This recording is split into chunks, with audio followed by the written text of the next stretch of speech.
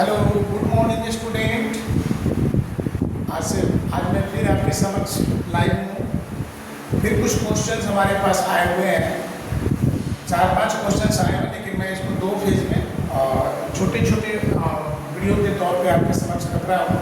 आप इसको बढ़िया से सीखेंगे। सीखने के बाद अगर समझ में आएगा तो फर्दर फिर क्वेश्चन देंगे और कमेंट के साथ, क्योंकि आप कितने सीख रहे हैं, कितना डेप्थ पे जा रहे हैं, ये बहुत ही ज़रूरी है हम लोग के लिए कि आपका डेप्थ बन रहा है कि नहीं बन रहा है, ये मायने रखता है। तो उस स्थिति में आप कमेंट जरूर करें। जब भी आप देखें, किसी भी चैनल से देख रहे हो तो उस पर कमेंट जरूर करें कि हाँ, यहाँ पे हम समझ पा रहे हैं या नहीं समझ पा रहे हैं, क्योंकि टीचरों का काम होता है कि आपके लेवल को समझना। आपके ऊपर काम हम कर रहे हैं तो आपको समझ में आनी चाहिए। मेरे समझ से मेरे पास कितना नॉलेज है, there is no matter. Matter ये होता है कि आप समझ पा रहे हैं, हम समझा पा रहे हैं। अब देखिए, एक ही क्वेश्चन को 2 रूप में बच्चे लोगों ने मेरे सामने रखा है। इसमें रखा गया कि what does the low value of steering factor. देखिए, आप लोग don't be confuse, the steering factor और probability factor both are same, दोनों सेम होता है और ये ओरिएंटेशन वाली बात पर डिपेंड करता है। और that means steering factor P जो हम लोग P × J में वेदर में इसका जवाब देता हूँ, इंडिकेट क्या इंडिकेट करता है। इसी को देखिए कहा जाता है, in some cases it is found that a large number of colliding molecule have energy more than threshold value at the reaction is slow. अब तो इस बड़ी सोचने वाली बात है कि किसी केस में ऐसा देखा जाता है कि अगर कोलाइडिंग मॉलिक्यूल की जो एनर्जी है, अगर वो थ्रेशोल्ड एनर्जी से ज़्यादा है तो फिर उसका रेट ऑफ रिएक्शन या रेट कांस्टेंट कम कैसे हो गया। ये तो बहुत सोचने वाली बात है। देखिए, इसको हम लोग बहुत ही ईजी वे में सीखने की कोशिश कर रहे हैं। हाँ, हो सकता है, क्यों ऐसा होता है, क्या फैक्टर होता है, कौन कौन से फैक्टर, इस पर हम लोग चर्चा पहले मैंने पिछले क्लास में किया है और मैं उसी चर्चा को आगे बढ़ाते हुए आपको ये प्रमाणित करने जा रहा हूँ कि दोनों क्वेश्चन का जवाब एक ही है। अगर स्टीयरिंग फैक्टर हमारे पास का वैल्यू लो होता है तो रेट ऑफ रिएक्शन भी लो हो जाता है। स्टीयरिंग फैक्टर का मतलब रेट ऑफ रिएक्शन लो होने का मतलब क्या है, स्टीयरिंग फैक्टर कैसे उसको प्रभावित करता है। तो जैसा कि हम लोग जानते हैं, as we know from collision theory, इस सिद्धांत में हम लोगों ने पढ़ा था कि एक इक्वेशन आया था कि rate constant K equal to, ये steering factor, this one is the P and this one is the ZAB, that is the collision frequency and that is fraction of molecule EA/RT। आप इस equation से परिचित हो चुके हैं, हम लोगों ने इसको प्रूफ किया है। अगर कोई नहीं समझ पा रहे होंगे, नहीं जानते हैं, तो फिर से आप कहेंगे। मैं इस पर भी एक स्पेशल आपको 5 मिनट का वीडियो प्रोवाइड करा दूंगा। जो बच्चे को छूट गया उनके लिए मैं बात कर रहा हूँ, और या फिर आप उस वीडियो को देखेंगे, मैं नोट्स भी इसका जारी किया, इस पर देख सकते हैं। तो आप समझ रहे होंगे कि ये जो है रेट कांस्टेंट है, ये स्टीयरिंग फैक्टर है, that is the probability factor जिसको बोलते हैं, और ये कोलिजन फ्रीक्वेंसी है, ये फ्रैक्शन ऑफ मॉलिक्यूल है। यहाँ देखिए, सारी चीज़ों का एक कॉम्बिनेशन है। ये फ्रैक्शन ऑफ मॉलिक्यूल का मतलब हुआ कि जितना ज़्यादा नंबर मॉलिक्यूल का कोलिजन में पार्टिसिपेट करेगा उतनी ही उसका रेट बढ़ेगा। तो ये that is the fraction of molecule, this is called voltage मान फैक्टर बोलते हैं, और that is the collision frequency. Collision frequency में भी यही बात कही गई है कि पर यूनिट वॉल्यूम पर सेकेंड में जितना number of collision reacting species का होगा उतनी रिएक्शन का रेट बढ़ेगा। अब उसको प्रभावित करने के लिए 2 हमारे पास बैरियर होते हैं, एक एनर्जी बैरियर होते हैं, एक जो होता है ओरिएंटेशन बैरियर होते हैं। अब इस क्वेश्चन के जवाब में मैं बता दूं कि यहाँ पर हमारे पास जो बैरियर लग रहा है वो लग रहा ओरिएंटेशन बैरियर का लग रहा है। अगर स्टीयरिंग फैक्टर की बात हुई है, प्रोबेबिलिटी फैक्टर की बात हुई है, और साथ में ये कहा गया है कि यदि मॉलिक्यूल का एनर्जी थ्रेशोल्ड एनर्जी से भी ज़्यादा है, इसके बावजूद भी रेट उसका कम हो रहा है, तो नो डाउट उसमें ओरिएंटेशन फैक्टर है। आप मॉलिक्यूल जो हमारा है वो अरेंज प्रॉपरली नहीं है, इम्प्रॉपर अरेंजमेंट है। इसका जवाब यही है इम्प्रॉपर अरेंजमेंट, यानी इम्प्रॉपर अरेंजमेंट कैसे हो जाता है ये भी समझना कि वो कैसे जाता है।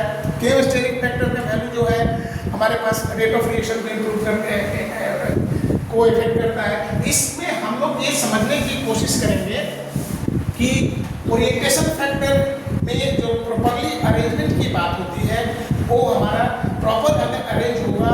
अगर एनर्जी ज़्यादा भी रहा, अगर प्रॉपर अरेंज नहीं होगा वो मॉलिक्यूल कोलिजन में नहीं जाएगा। कोलिजन में मॉलिक्यूल को जाने के लिए एनर्जी के साथ साथ प्रॉपर ओरिएंटेशन भी होना चाहिए। जिसे आपको मैं एक छोटा सा ऑर्गेनिक केमिस्ट्री से इक्वेशन बनाता हूँ, एक रिएक्शन देता हूँ।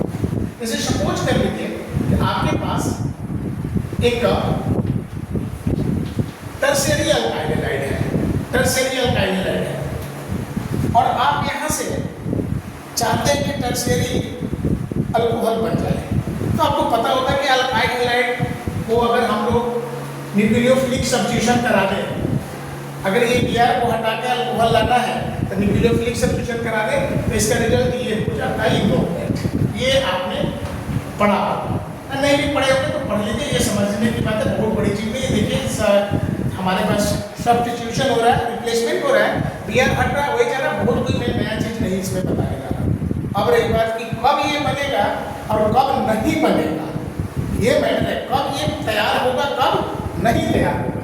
तो देखिए ये जो हमारे पास रिएक्शन होता है इसमें ये न्यूक्लियोफाइल है और ये न्यूक्लियोफाइल है, इसको हटना है और इसको हटाना है। क्या ये संभव है कि ये Br OH को सामने से हटा सके या नहीं हटा सके?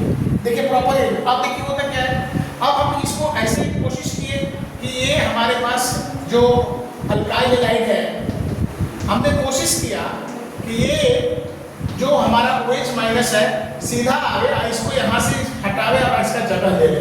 तो इसमें हमारे पास एनर्जी होते हुए भी प्रॉपर ओरिएंटेशन नहीं होने की वजह से रिएक्शन नॉट पॉसिबल, ये पॉसिबल नहीं है, ये पॉसिबल नहीं है। मैं तब की बात कर रहा हूँ जब ये मैं बता रहा हूँ कि प्रॉपर ओरिएंटेशन में नहीं है। जनरली तो टर्शियरी अल्काइल हैलाइड को टूट करके OH माइनस चला आता है क्योंकि कार्बोकेटायन इंटरमीडिएट है। मैं उसकी बात ही नहीं कर रहा हूँ, मैं यहाँ पर नेचर ऑफ सॉल्वेंट बदल करके मैं कह रहा हूँ कि ये सामने से इसको तोड़ने में सक्षम नहीं है, नहीं तोड़ पा रहा। तब क्या होता है, इस केस में हम लोग क्या करते हैं कि यहाँ पर ये दिखाते हैं कि ये जो हमारे पास अरेंजमेंट होगा, यहाँ पर ये जो 3 R है ये तीनों इलेक्ट्रॉन डोनेटिंग ग्रुप है, EDG है। उस समय इस कार्बन की इलेक्ट्रॉन डेंसिटी बढ़ रही होती है, बढ़ी रहती है।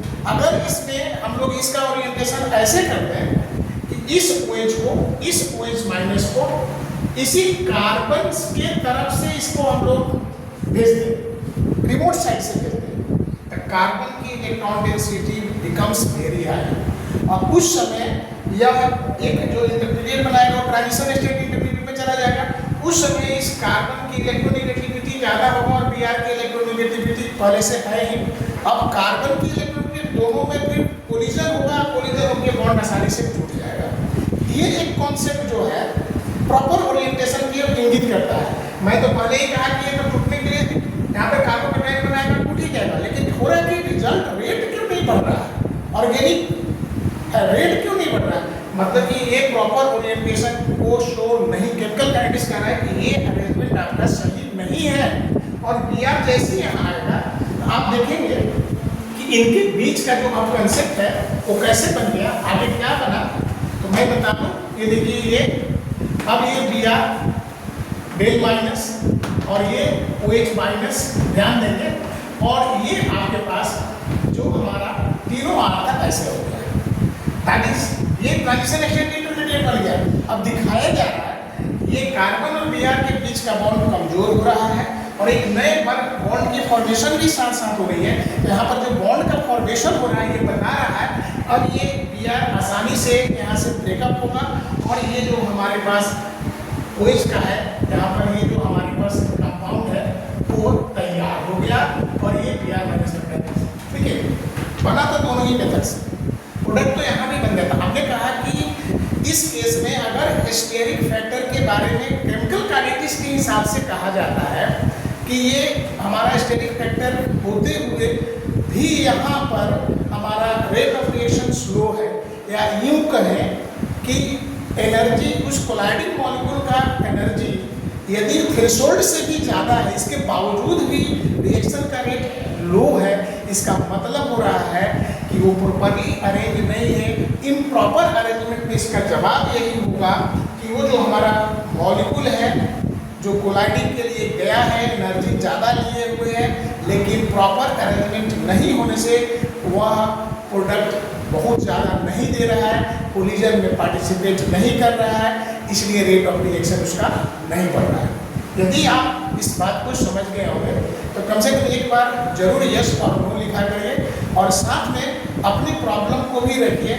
मैं अब दूसरे क्वेश्चन में दूसरे वीडियो के साथ आ रहा हूँ और मैं उसका जवाब देना चाह रहा हूँ कि कैसे टेम्परेचर बढ़ाने से दुगना या तिगना का जो मैंने थ्योरी पढ़ाया था, आज मैं आपको उसके लिए कुछ न्यूमेरिकल व्यू से देने जा रहा हूँ।